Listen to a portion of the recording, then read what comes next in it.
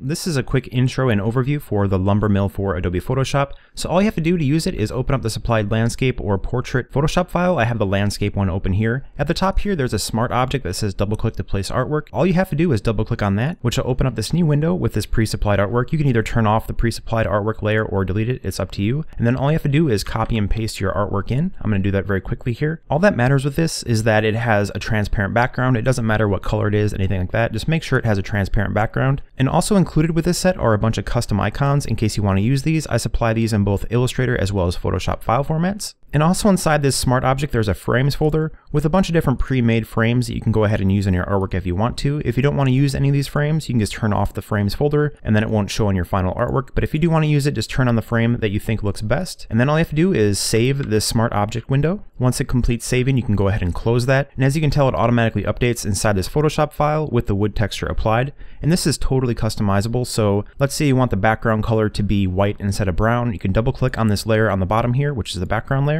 You can make that white or whatever color you think works best. There's a wood texture folder with a bunch of different pre-made wood textures. So you can go ahead and just turn on and off these layers. And as you can see, it updates these textures in real time.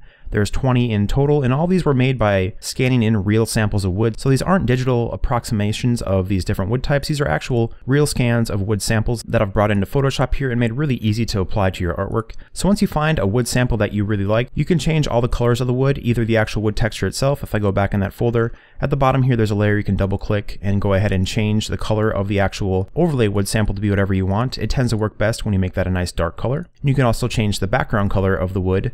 You could even make it something like pink if that's what you want to do. It's totally up to you. It's fully customizable. Or if you don't want any fill color for your wood sample, you can turn off this fill color folder altogether, and that way you'll have your background show through. And also inside the stroke folder, there's a few different strokes included. This one's called full stroke. There's also a front shadow as well as a back shadow. So if you want to add a stroke to this, you can go ahead and do that really easily. You can also just turn off all the strokes if you want this to be very flat. And you can go ahead and customize the stroke as well. If you go into this effects folder, double click on inner glow, you can adjust the size of the overall stroke and the choke on the stroke to make it kind of be harsher or a little bit softer, kind of depending on the look you're going for. And in the background folder here, there's a wood textures folder with 10 of these different wood samples that look the best when I applied them in here. So you can go ahead and turn these on or off until you find a background of wood that you think looks the best. And of course, you can just turn this layer off completely if you don't want any of these wood samples at all. And by default, I have all these wood samples set up to be just a nice overlay on the background color. So it will automatically kind of adjust and look good no matter what kind of color you happen to put this on. So I'll just bring up here to something bright and kind of go through all these so that you can see the background stays nice and tonal no matter what color you happen to use.